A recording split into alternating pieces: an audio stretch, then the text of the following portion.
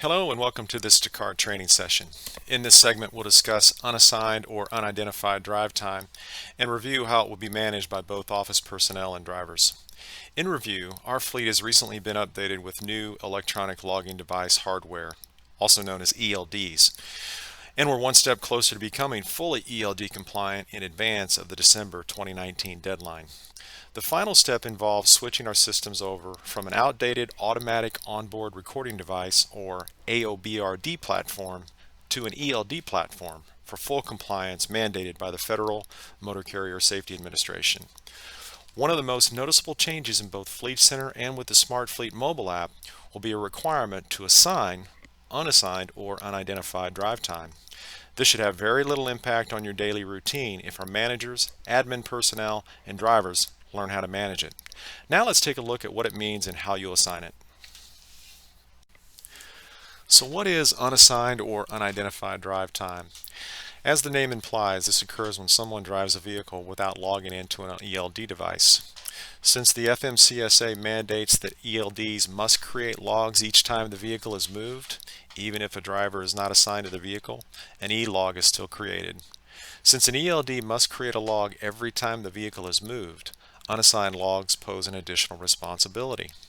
According to the regulation, all unassigned drive time records must either be explained or reassigned to the driver. Both drivers and carriers are accountable for all unassigned drive time, and if drivers and carriers do not comply, they will be in violation as mandated. Ultimately, we are all responsible for resolving unassigned drive time. It's important that we give proper maintenance to all the logs, checking them at least once a day. Descartes Fleet Center does provide the functionality to edit, explain, and reassign these drive logs. It's important to note that the Smart Fleet mobile app ensures that all drive status logs are created once the vehicle is going 5 miles per hour. If there's no driver assigned to the vehicle in the ELD, then a log is created with an unidentified driver. The logs will then stay attached to both the vehicle and the unidentified driver account. Do we have to assign all unassigned logs?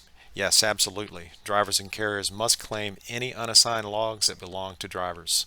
It's important that drivers and carriers annotate or explain all unassigned drive time if it's left unassigned. Otherwise, we'll be in violation. Looking at the Smart Fleet mobile app from the driver's viewpoint, if a log has been sent to their phone, they will receive this pop-up message indicating that proposed logs have been sent and that it's highly recommended to handle it. The driver will simply click OK. This process won't look very different than any other proposed log being sent to the phone from Fleet Center. First, the driver will identify the date that the logs need to be reviewed. In this case, it was 9/1, so we'll click the View button. Now we need to scroll down and find the proposed logs. There was 3, if you'll recall. I've already accepted 1, so there's only 2 remaining. So once they've identified the proposed logs, they'll click Show to view, and it'll give them a graph and show the proposed log to them. And if you'll scroll, you'll notice that the remark section has already been automatically populated. To accept the change, we'll click Save and scroll to the second log that needs to be reviewed. We'll click Show again. Again, it shows the change on the graph. To accept the change, you simply click Save.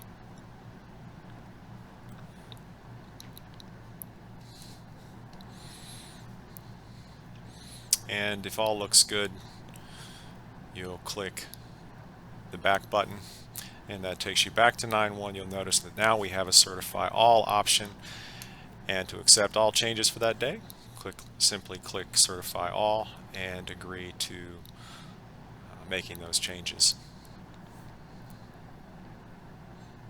Now we'll take a look at the other changes that a driver might expect with unassigned drive time.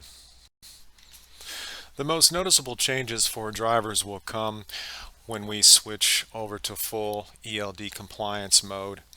And at that time, when a driver logs in, SmartFleet will check to see if there's any unidentified driver logs and will display a message to the driver. the driver can then review them and claim each record if appropriate. The second change will be a new icon added to the Smart Fleet menu. As pictured here, this icon will provide the driver the ability to go in and review any unassigned logs and assign them to theirself. I have yet to see this icon work, so once we have more information about that, we'll be sure to share. And lastly, if the vehicle is in motion and a driver is not logged in, Smart Fleet will inform the user of the following, and an audible tone is emitted. So you'll get a message that says unauthorized trip event. The driver must dismiss the dialogue, and he will be presented with the login screen. If the driver does not log in, then an HOS log is created against the unidentified driver account.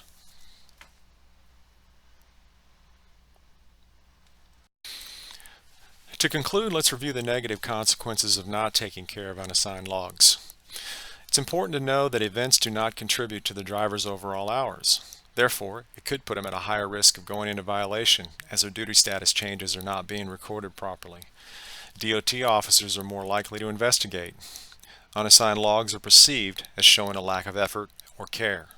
They can result in a fine. So making sure that our logs are assigned and explained is very important, especially during an inspection. It's highly recommended that explaining all unassigned logs is essential and could help prevent a violation. So whether you're sending a unassigned log from Fleet Center or receiving it from Smart Fleet, adding a meaningful comment can help prevent future violations. This concludes this session. Feel free to contact your corporate Descartes support team if additional information is needed.